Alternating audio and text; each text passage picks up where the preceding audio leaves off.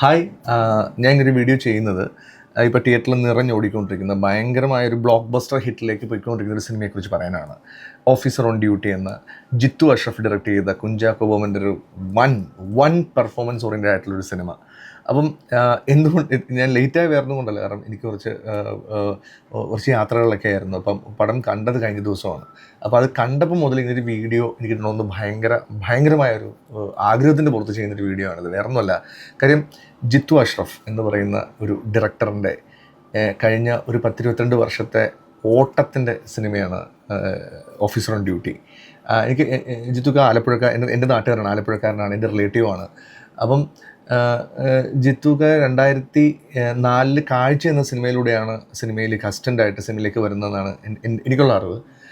അതിനുശേഷം ഒരുപാട് സിനിമകളിൽ പുള്ളി അസിസ്റ്റൻറ്റും അസോസിയേറ്റുമായിട്ട് സിനിമയുടെ ക്രൂ മെമ്പേഴ്സിൽ ഒരുപാട് കഷ്ടപ്പെട്ട് പുള്ളി ആ സമയത്ത് ഒരു വലിയൊരു സ്റ്റാറിനെ വെച്ച് ഒരു പടമൊക്കെ അനൗൺസ് ചെയ്ത് പടം ഷൂട്ട് സ്റ്റാർട്ട് ചെയ്തതാണ്. അതൊക്കെ ഒരു എന്തോ കാരണങ്ങളാൽ 2-3 ദിവസം ഷൂട്ടിങ് നിന്നുപോയി.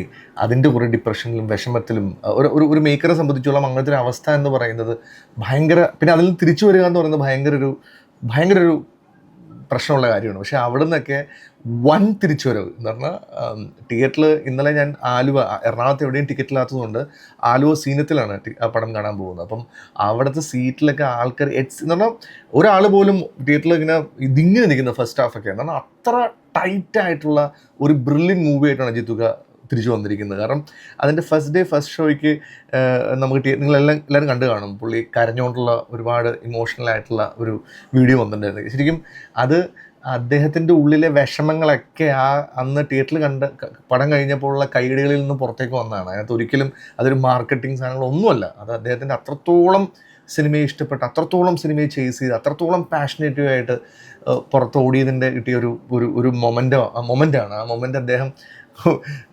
ബ്യൂട്ടിഫുള്ളായിട്ടാണ് ആ സിനിമ പുള്ളി എക്സിക്യൂട്ട്. കാരണം എല്ലാ ഡിപ്പാർട്ട്മെൻറ്റും, അതായത് ഡിറക്ഷൻ, എഡിറ്റിംഗ്, ചമൻ ചാക്കോയുടെ എഡിറ്റിംഗ് ഒക്കെ ടോപ്പ് നോച്ചാണ്. മ്യൂസിക് ആണ്. ജേക്സിൻ്റെ one of the best work എന്ന് വേണമെങ്കിൽ പറയാം മ്യൂസിക്കിനെ കുറിച്ച് പറയുകയാണെങ്കിൽ. കാരണം അത്ര ഇമ്പാക്ട്ഫുൾ ആയിട്ടാണ് ചമൻ്റെ കട്ടിനെ അതിൻ്റെ സൗണ്ട് എഫക്ട്സിൽ ഇല്ലെങ്കിൽ മ്യൂസിക്കിലൂടെ അതിനെ ഹാൻഡിൽ ചെയ്തിരിക്കുന്നത്.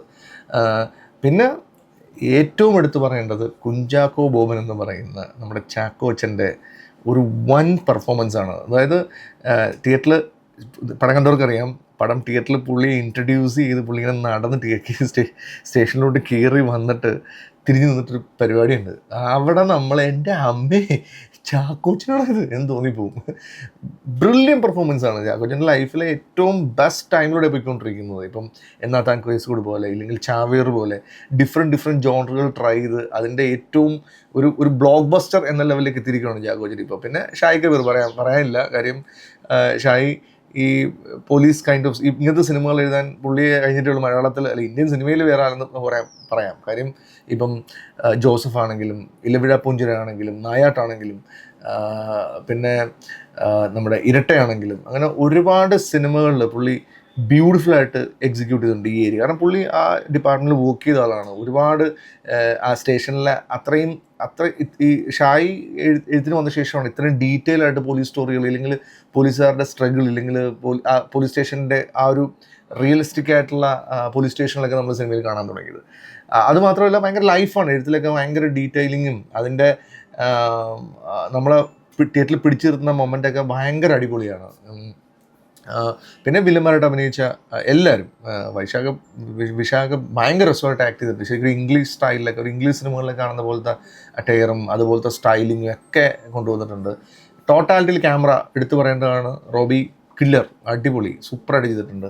അപ്പം എല്ലാ ഡിപ്പാർട്ട്മെൻറ്റും അടിപൊളിയാക്കിയിട്ടുള്ള സിനിമയാണ്. തിയേറ്ററിലെ എല്ലാ പടം ഇപ്പോഴേ ബ്ലോക്ക് ബസ്റ്റർ എന്നാൽ കൂടി ഇത് സിനിമ കാണാത്ത എല്ലാവരും തിയേറ്ററിൽ പോയി സിനിമ കാണണം. ഒരു മിസ് ചെയ്യാൻ പാടില്ലാത്തൊരു സിനിമയാണ്. ഈ കാലഘട്ടത്തിൻ്റെ ഒരുപാട് കാര്യങ്ങൾ ഈ സിനിമയിൽ പറയുന്നുണ്ട്. നമ്മളെല്ലാവരും ഈ സിനിമ തിയേറ്ററിൽ പോയി കാണണം, വിജയിപ്പിക്കണം. കാരണം ഇത് ജിത്തു അഷ്റഫ് എന്ന് പറയുന്ന ഒരു കിടിലൻ മേക്കറിൻ്റെ, ജിത്തു അഷ്റഫ് എന്ന് പറയുന്ന കിടിലൻ സിനിമക്കാരൻ്റെ ഒരു വരവാണ്. ആ വരവിന് കയ്യടികളോടെല്ലാം തിയേറ്ററിൽ പടം കഴിഞ്ഞപ്പോൾ ആ പേരെഴുതി കാണിച്ചപ്പോൾ ഇന്നലെ ആ തിയേറ്റർ മൊത്തം ക്ലാപ്പായിരുന്നു. എന്തായാലും സന്തോഷം ജിത്തുക. ഇനിയും ഇതുപോലുള്ള അടിപൊളി സിനിമകളായിട്ട് വരിക. Thank you.